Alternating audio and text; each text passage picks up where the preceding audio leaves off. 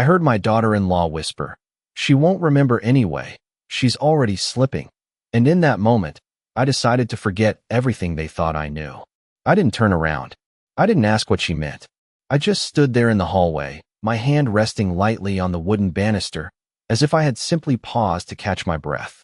The house was quiet except for the low hum of the dishwasher and the faint clink of silverware being put away. It was a sound I had heard thousands of times over the past 30 years, but that night, it felt different, sharper somehow, like every small noise carried a meaning I had missed before. I took one slow step backward, then another, careful not to let the floor creak beneath me, and made my way upstairs without making a sound. By the time I reached my bedroom, I had already arranged my face into something calm, something forgettable. I sat down on the edge of the bed, smoothing the fabric of my skirt over my knees, and stared at the framed photograph on my nightstand. My late husband's smile looked exactly the same as it had the day we took that picture, steady, reassuring, certain.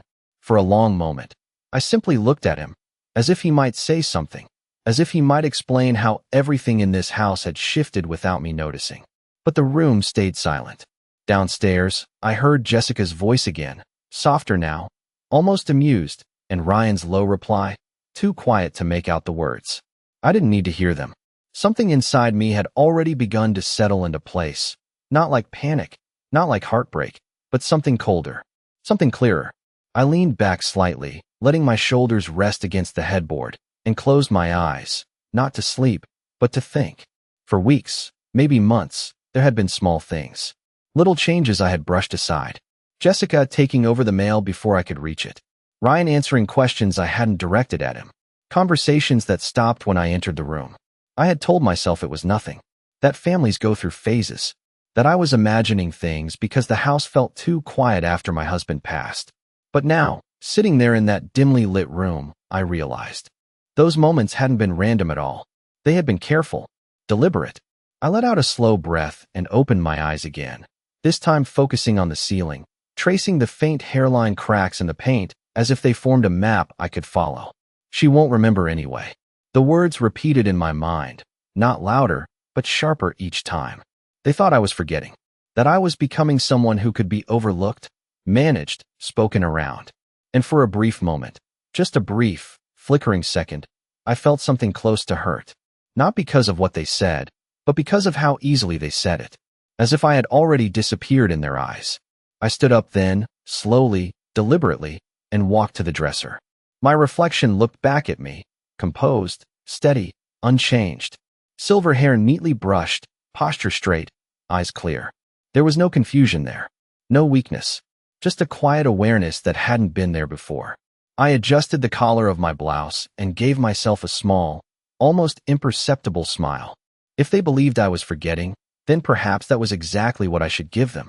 Not the truth, not yet, but the version of me they were already expecting. I turned off the lamp, letting the room fall into darkness except for the faint glow from the streetlight outside, and lay down on the bed without pulling back the covers. Downstairs, I could still hear them moving around, their voices blending into the background like a distant television left on in another room. Familiar, harmless, or at least, that's what it would have seemed to anyone else. I folded my hands over my stomach and stared into the dark, my mind unusually still. I didn't need to confront them. I didn't need to ask questions. Not tonight. Because sometimes, the fastest way to uncover the truth isn't to chase it. It's to step back and let it come to you. And if they were so certain I wouldn't remember, if they were so comfortable speaking freely within these walls, then all I had to do was give them exactly what they wanted. I would forget. I would smile when they watched me, nod when they explained things I already understood, and let my silence do the work they thought my memory no longer could. And sooner or later, they would reveal everything. Not because I forced them to, but because they believed they were safe. The next morning, I woke up before sunrise, not because I had to, but because I always had. Habit does not disappear just because people think you are fading. The house was still, wrapped in that soft blue light that comes just before the day fully begins. I sat up slowly, listening for movement downstairs, but there was nothing yet, just the quiet hum of the refrigerator and the distant sound of a car passing by on the street. For a moment, I allowed myself to simply exist in that silence, to feel the weight of the house around me, the same walls that had once held laughter, conversations, and a sense of belonging that now felt carefully rearranged. Then I stood, made the bed with the same precise corners I had always made, and dressed without hesitation, choosing a simple blouse and slacks that felt both comfortable and composed. When I opened the bedroom door, I paused just long enough to settle my expression, to soften my eyes slightly, to let my shoulders relax in a way that suggested something less alert, less present. It was a small adjustment, almost invisible, but it mattered. Downstairs, I could hear Jessica moving in the kitchen now, the sound of cabinets opening and closing with a rhythm that felt more confident than it used to be, as if the space belonged to her in a way it never quite had before. I stepped into the hallway and walked down at an unhurried pace, letting my hand brush lightly along the wall as if grounding myself, though I needed no such thing. When I reached the kitchen doorway, she glanced up, her expression shifting for just a fraction of a second before settling into a polite smile. "Good morning," she said, her voice warm in a way that felt practiced. I smiled back, just as gently. "Good morning, dear." I said it the same way I always had, the same tone, the same cadence, nothing sharper, nothing questioning. Ryan was already at the table, scrolling through his phone, a mug of coffee steaming in front of him. He looked up briefly, offered a quick smile, then returned his attention to the screen. "Mom," he said, as if the word itself was enough to fulfill whatever obligation he believed it carried. I moved toward the counter and reached for a mug, pausing just long enough to glance at the coffee maker as if I needed to remember how it worked. Jessica noticed. I could see it in the way her eyes lingered, just a second longer than necessary. "Let me help you," she said quickly, stepping closer, her hand already reaching past mine. I hesitated, just slightly, then nodded with a small, appreciative smile. "Thank you." I said it softly, allowing a faint uncertainty to slip into my voice, just enough to be noticed. She poured the coffee for me, handing the mug over with a careful gentleness that might have looked kind to anyone else, but I recognized it for what it was. Not kindness. Management. I took the mug and wrapped my hands around it, letting the warmth seep into my fingers as I moved to the table. For a few moments, none of us spoke. The silence was not uncomfortable. It was measured. I sat down across from Ryan, watching the way he avoided my eyes, the way his posture angled slightly away from me, as if distance could be created even within a few feet. Finally, Jessica spoke again. "We were thinking it might be good to organize some things around the house today," she said casually, wiping an already clean countertop with a cloth, "just to make everything a little easier." I nodded slowly, taking a sip of coffee before responding. "That sounds nice." I kept my tone light, agreeable, exactly what they expected. Ryan glanced up then, his gaze flickering between us. "Yeah, Mom, just small stuff. Nothing too much." His words were simple, but there was something beneath them, something rehearsed. I set my mug down carefully and folded my hands in my lap, letting my eyes drift briefly toward the window, as if I had lost my train of thought. Then I smiled again, softer this time. "You know, sometimes I forget where I put things these days." I said it lightly, almost with a hint of amusement, as if it were a harmless observation. Jessica's reaction was immediate, though subtle. Her shoulders eased, just slightly. Ryan exhaled through his nose, barely noticeable unless you were paying attention. I was. "That is okay, Mom," Ryan said quickly. "We are here to help." "Of course you are," I replied, meeting his eyes for just a moment before looking away again, as if holding his gaze required more effort than it used to. Inside, everything was perfectly still. There was no confusion, no uncertainty, only a growing clarity that settled deeper with every word, every glance, every carefully chosen silence. They believed what they wanted to believe, and now, I was giving them every reason to keep believing it. It was just after noon when the doorbell rang, a soft chime that echoed through the house with an almost unfamiliar clarity, as if even the sound itself had been waiting for something to shift. Jessica was upstairs, and Ryan had stepped out for a meeting, which meant I was the one closest to the door.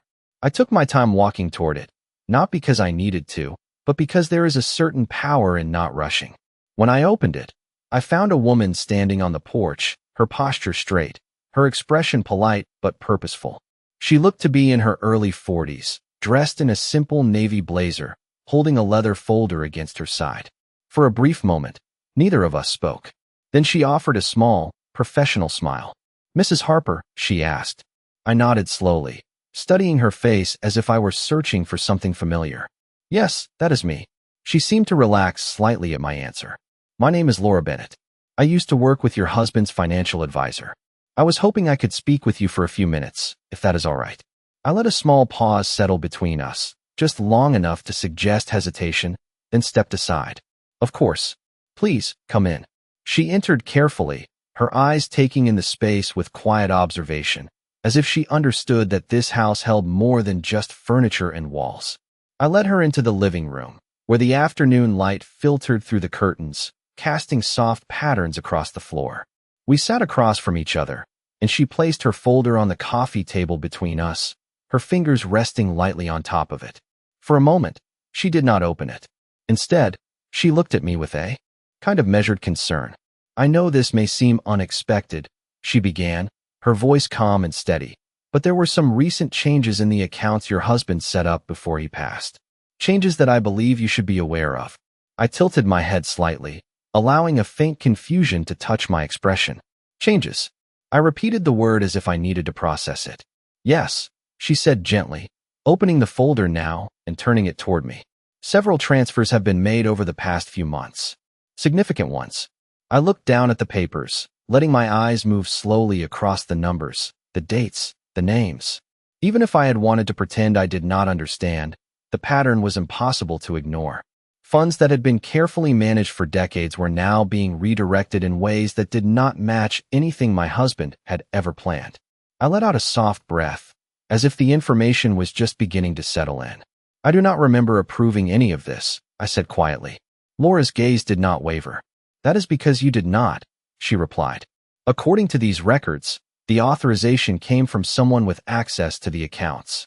Someone who has been acting on your behalf." I did not look up immediately. Instead, I let my fingers rest lightly on the edge of the paper, tracing the corner as if grounding myself. "Acting on my behalf." I repeated again, softer this time. "Yes," she said, "and I believe you already know who that might be." There was a pause then, one that stretched just long enough to carry weight, but not long enough to break the calm. I lifted my eyes to meet hers, and for a moment, I allowed the clarity inside me to surface, just slightly, just enough for her to see that I was not as unaware as I appeared. Then I let it fade again, replacing it with something quieter, something more uncertain. "I am not sure I understand everything anymore," I said, my voice gentle, almost apologetic. Laura studied me carefully, and I could see the moment she made a decision. She closed the folder halfway, her tone shifting just slightly. "Then perhaps it would be best if we went through this together, step by step." I nodded, offering a small, grateful smile. "That would be helpful. Thank you." As she began to explain the details, pointing to specific transactions, dates, and signatures, I listened without interrupting, storing each piece of information exactly where it needed to be. Every number, every pattern, every small inconsistency. By the time she finished, the room felt quieter than before, not because anything had changed outwardly, but because everything inside me had settled into place. I closed the folder gently and pushed it back toward her. "I appreciate you coming all this way," I said, my tone steady, composed. "Of course," she replied. "I just wanted to make sure you were aware." I walked her to the door, thanking her again, and watched as she stepped off the porch and made her way down the driveway. When the door closed behind me, I did not move right away. I simply stood there, my hand resting lightly against the wood, my gaze fixed ahead. Upstairs, I could hear Jessica moving again, the faint sound of footsteps crossing the floor. Everything was still exactly as it had been that morning. The same house, the same people, the same carefully arranged routines. And yet, nothing was the same anymore. I turned slowly and walked back toward the living room, my steps quiet, measured. They had not just been speaking freely. They had been acting freely, confidently, as if no one was watching, as if no one was capable of understanding what they were doing.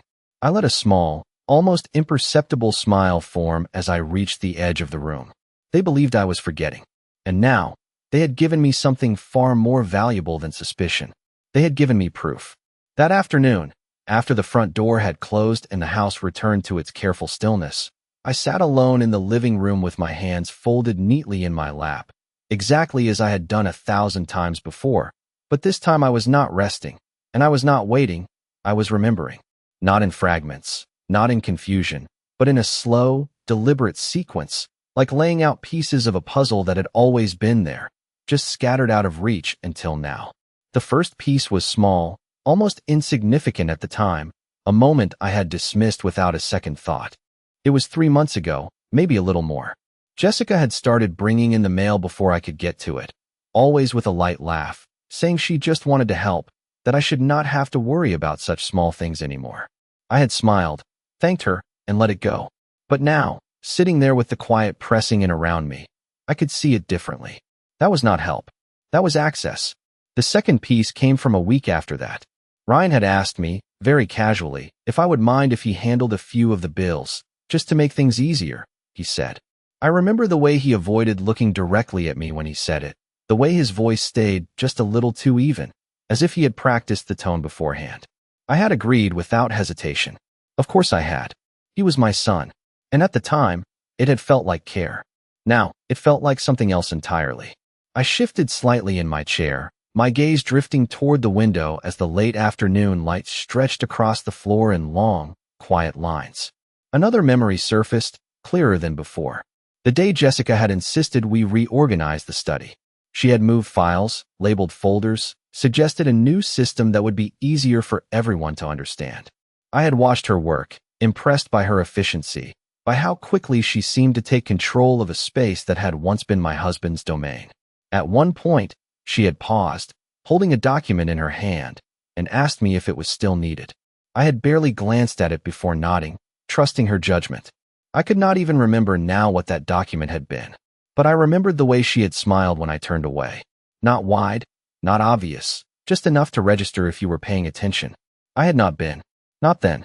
I let out a slow breath, feeling the weight of each realization settle more firmly, not as shock, not as anger, but as something steadier.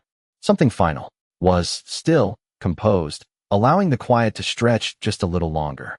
Then another piece clicked into place. The conversations that had stopped when I entered the room. The way Ryan would suddenly change the subject, or Jessica would smile too quickly, asking me something simple, something harmless, as if to redirect my attention. I had told myself it was nothing. That people have private conversations. That not everything needs to be shared. But it was never just one conversation. It was a pattern. A careful, repeated adjustment whenever I came too close. I leaned back slightly, resting my shoulders against the chair, and closed my eyes for a brief moment, not to escape the thoughts, but to let them settle fully, to allow every detail to find its place without resistance. When I opened them again, the room looked exactly the same, but I did not. The house had not changed. The furniture had not moved. The light still fell across the same surfaces in the same quiet way. But the meaning of everything inside it had shifted completely. I stood up slowly and walked toward the bookshelf, letting my fingers trace lightly along the spines of books that had not been touched in years. Familiar titles. Familiar textures. A life that had once felt stable, predictable, secure. I paused at one shelf, my hand resting on the edge, and allowed myself one final look at the room as it was. Then I turned away, my steps steady, my expression calm. Because the truth was no longer something I needed to search for. It had already been laid out in front of me, piece by piece, hidden in plain sight, waiting for me to see it clearly. And now that I did, there was no confusion left. Only understanding. And with understanding came something far more useful than reaction. It came patience. I did not need to confront them. I did not need to accuse or question or demand explanations. They had already shown me everything I needed to know. All that remained was to decide what to do with it. And for that, I had time. More than they realized. That evening, I moved through the house exactly as I always had. Not a step out of place, not a gesture out of rhythm. Because consistency is what people trust most when they are not looking closely. Jessica was in the kitchen again, preparing dinner with that same quiet efficiency, and Ryan had returned from work, his voice drifting in from the living room as he spoke on the phone about something that sounded important, something that required numbers and timing and careful attention. I listened without appearing to listen, the words passing through me as if they carried no weight, while inside, every detail settled exactly where it needed to be. When I stepped into the kitchen, Jessica turned toward me with that same measured smile, the one that never quite reached her eyes, and she asked if I needed anything, her tone light, almost overly gentle. I paused just long enough to make it believable, letting my gaze rest on the counter as if I had forgotten why I had come in. Then I shook my head softly and smiled back. "No, I am just looking," I said, allowing a hint of distraction to color my voice. She nodded, satisfied, and returned to her task. That small exchange told me more than any direct answer ever could. They were watching me now, but not out of concern. Out of confirmation. Every hesitation I offered, every moment of quiet uncertainty, reinforced what they had already decided about me. And that was exactly what I needed. During dinner, I kept my movements slow, deliberate, letting my attention drift just enough to be noticeable, but not enough to raise suspicion. When Ryan asked me a simple question about the grocery list, I took a second longer than usual before answering, then responded with something slightly off, something that almost fit, but not entirely. He corrected me gently, quickly, and I nodded as if grateful for the help. "Thank you," I said, meeting his eyes briefly before looking back down at my plate. Jessica watched the exchange carefully, her expression unreadable for a moment before it softened again. They were not just comfortable. They were adapting, adjusting their behavior based on what they believed I could and could not follow. After dinner, I offered to clear the table, moving slowly, stacking plates with careful precision, as if I needed to focus on each step to get it right. Jessica stepped in almost immediately. "It is okay. I will take care of it," she said, her hand lightly guiding the plates from mine. I let them go without resistance. "Of course," I replied, stepping back with a small, appreciative nod. I watched as she carried everything to the sink, her movements quick, efficient, controlled. Control. That was the word that kept returning, not as an accusation, but as a pattern. They were not reacting to me. They were shaping the environment around me, adjusting it to fit the version of me they believed was emerging. Later that night, as I sat in the living room with a book open in my hands, I did not turn a single page. The television played softly in the background, some program neither of them was really watching, but it filled the space, gave the illusion of normalcy. Ryan sat in his usual chair, scrolling through his phone, while Jessica leaned against the armrest, her attention shifting between the screen and him. Their conversation was quiet, casual, but every so often, it dipped into a lower tone, just enough to suggest something not meant for me. I kept my eyes on the book, my expression calm, my breathing steady. I did not need to hear every word. I only needed to notice when the volume changed, when the pauses grew longer, when the silence between them carried meaning. At one point, Jessica glanced over at me, her gaze lingering for just a second, checking, measuring. I let my eyes lift slowly, meeting hers with a soft, slightly unfocused look, then offered a small smile before returning my attention to the page. She turned away almost immediately. That was the moment I understood something important. They did not need to hide everything. They only needed to believe I would not see it. And as long as I gave them that belief, they would continue exactly as they had been, maybe even more openly than before. I closed the book gently and set it aside, folding my hands in my lap as I leaned back into the chair. The room was quiet again, the kind of quiet that feels complete, as if nothing is missing, as if everything is exactly where it should be. But beneath that surface, something had shifted permanently. I was no longer part of the rhythm they were creating. I was observing it, learning it, letting it unfold without interference. Because the truth does not need to be forced when people feel safe enough to reveal it on their own. And now, they felt completely safe. The following morning unfolded with a quiet precision that felt almost rehearsed, as if the house itself had learned to move in patterns that required no discussion, no acknowledgement, only silent agreement. I woke at the same hour, dressed in the same careful way, and stepped into the hallway with the same measured pace. But this time there was no hesitation in me at all, only intention. Downstairs, I could already hear Jessica speaking on the phone, her voice low but not low enough, drifting through the kitchen with a tone that carried a kind of casual confidence. I paused halfway down the stairs, just long enough to catch a few words. "It is already in progress," she said, her voice calm, almost amused, and then a softer laugh followed, one that did not belong in a conversation meant to be harmless. I continued walking, letting my steps sound just enough to announce my presence before I reached the bottom. By the time I entered the kitchen, her expression had already shifted, the phone call ending smoothly as she turned toward me with that familiar, carefully arranged smile. "Good morning," she said, setting the phone down as if it had never held anything important at all. I smiled back, letting my eyes linger on the counter before meeting hers. "Good morning," I replied softly, my tone even, my posture relaxed. Ryan was not in the room yet, but his coffee mug sat on the table, still warm, suggesting he had only just stepped away. Small details like that mattered now. They told me where people had been, how recently they had moved, what they thought no one was noticing. I moved toward the cabinet and reached for a bowl, pausing again just slightly as if I needed to remember where it was kept, though I had opened that same cabinet for decades without thinking. Jessica noticed, of course. She always did. "Here, let me get that," she said quickly, stepping closer, her hand brushing past mine to retrieve the bowl with practiced ease.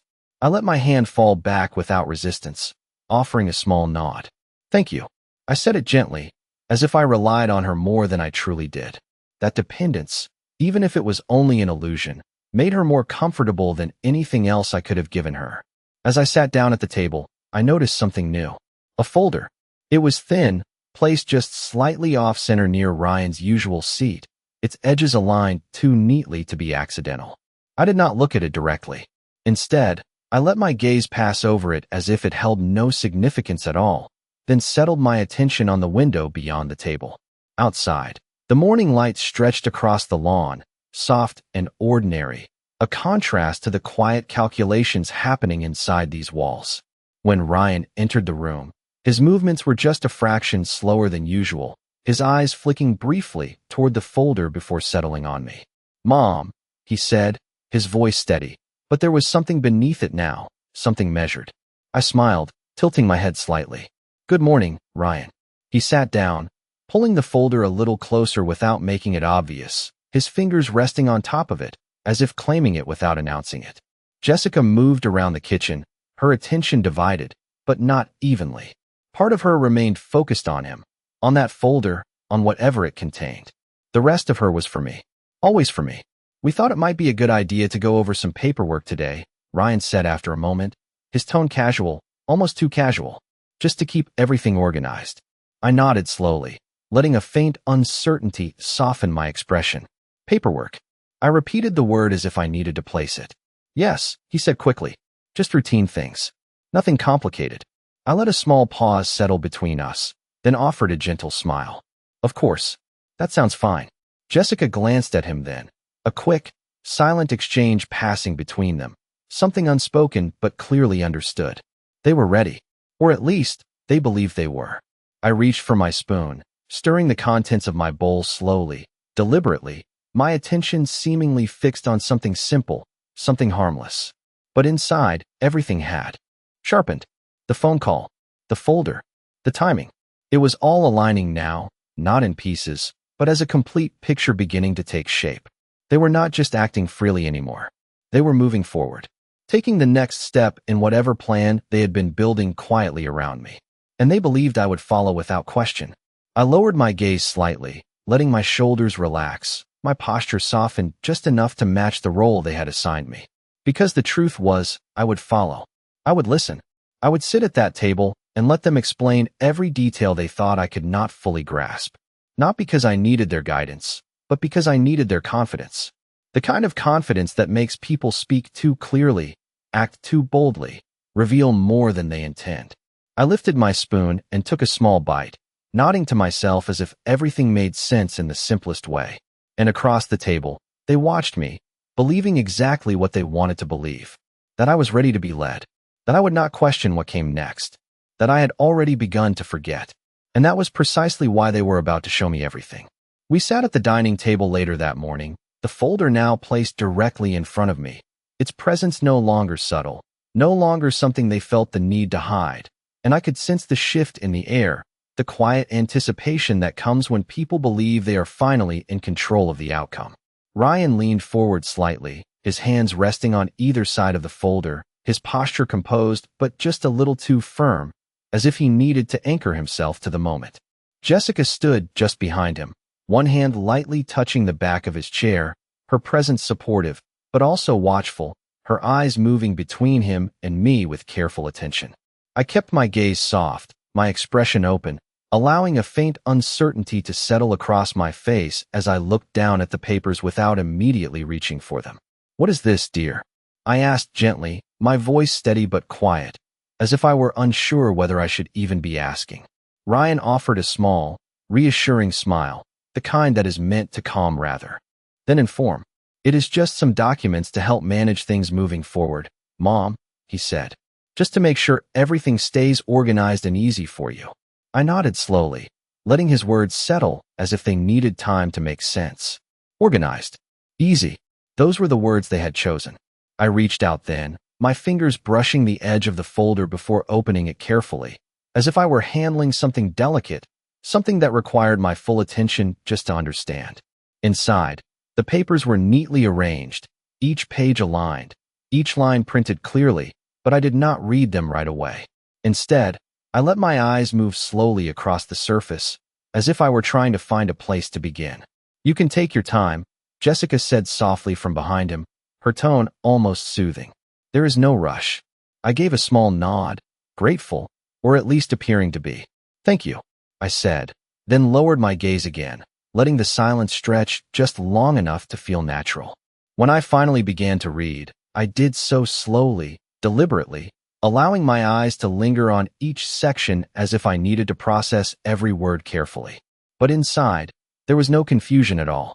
I recognized the structure immediately. Authorization forms. Account access changes. Signatures required.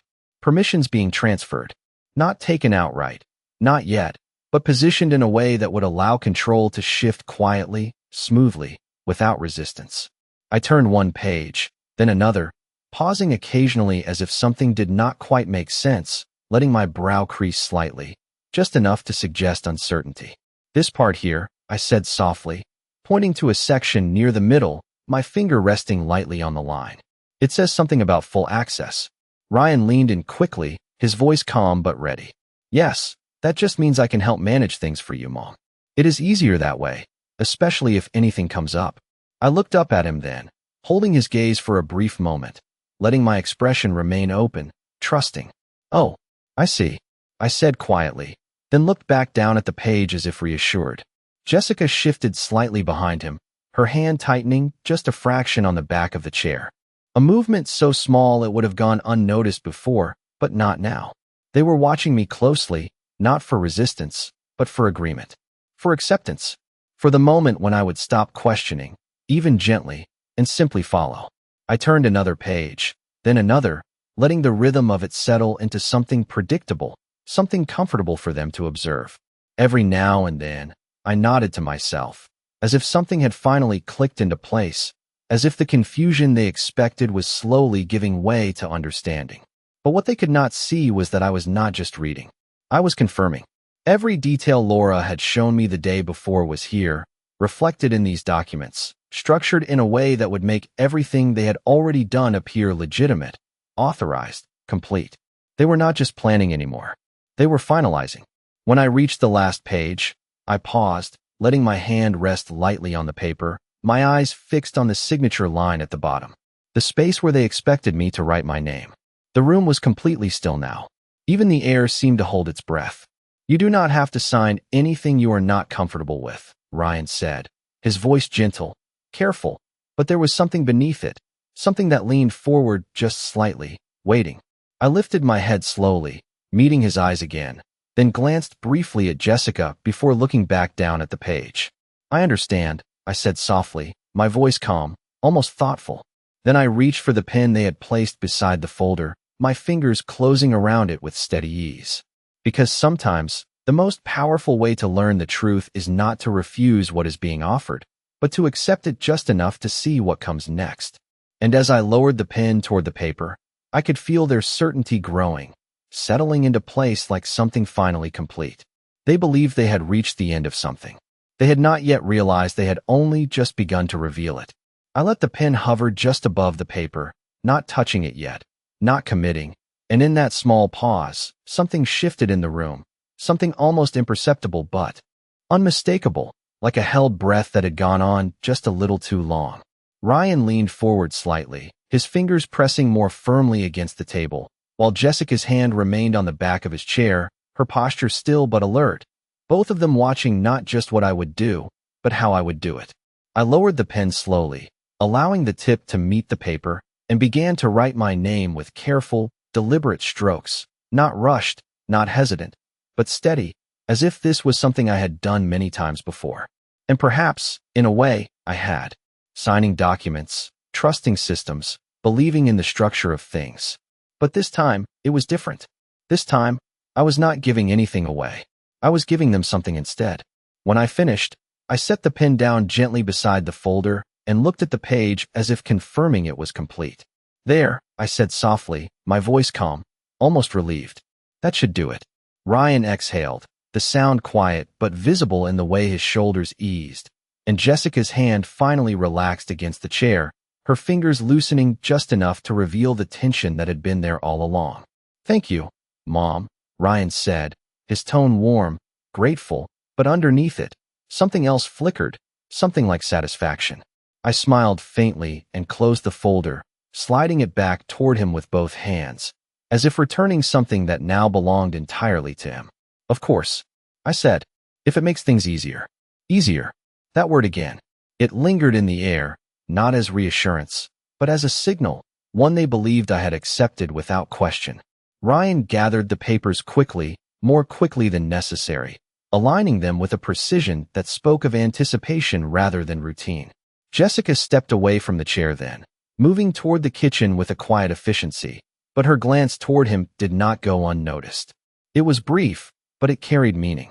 Approval. Confirmation. Completion. I remained seated for a moment longer, my hands resting lightly on the table, my gaze soft, unfocused, as if the effort of reading and signing had taken something from me. Then I stood slowly, adjusting the sleeve of my blouse with a small, habitual movement, and walked toward the living room without saying anything more. Behind me, I could hear the faint rustle of papers, the quiet murmur of their voices lowering as soon as I stepped out of sight. They did not need to hide anymore. Not from me. That was what they believed. I sat down in my usual chair, folding my hands in my lap, my posture relaxed, my breathing even. From the other room, their voices carried just enough for me to catch fragments, not full sentences, but pieces, and sometimes pieces are all you need. It is done, Jessica said, her voice lighter now, almost bright. I told you she would not question it, Ryan replied, his tone steady, but there was a hint of something else there, something like quiet pride. We just needed to be patient, she said. That word settled heavily in the space between them. Patient. I let my eyes drift toward the window, watching the way the afternoon light had shifted slightly, the shadows stretching longer across the floor. Time had moved forward, but not in the way they thought. Not toward an ending, but toward something else entirely. A moment later, their voices lowered further, slipping into tones that suggested details, plans, next steps. I did not need to hear every word. I already understood the direction. The documents were not the end. They were the beginning of something they believed would unfold quietly, without resistance, without interruption. They had created a path, and now, they thought they could walk it freely. I leaned back slightly in my chair, letting my head rest against the cushion, my expression calm, my eyes half-lidded as if I were simply resting, as if the morning had been enough to tire me. But inside, everything was clear, sharper than it had ever been. They had not just revealed their actions. They had revealed their confidence, their assumptions, their belief that I was no longer someone who needed to be considered, only managed. And that belief was exactly what made everything else possible. I closed my eyes then, not to sleep, but to listen, to let the quiet settle around me while their voices continued in the other room, unguarded, unfiltered. Because when people believe they have already won, they stop being careful. And when they stop being careful, they begin to show everything. The house grew quieter as the afternoon stretched into evening, but it was not the kind of quiet that brings peace. It was the kind that settles after something has already been set in motion, something that cannot be undone simply because no one is speaking about it. I remained in my chair longer than usual, letting the rhythm of the house continue around me, letting their voices rise and fall in the background as if they no longer needed to measure what they said. At one point, I heard Ryan laugh, a short, satisfied sound that did not belong to concern or responsibility, but to something lighter, something relieved. "It is all taken care of now," he said, and Jessica responded with a tone that carried certainty, not hope. "I told you it would be easy." Easy.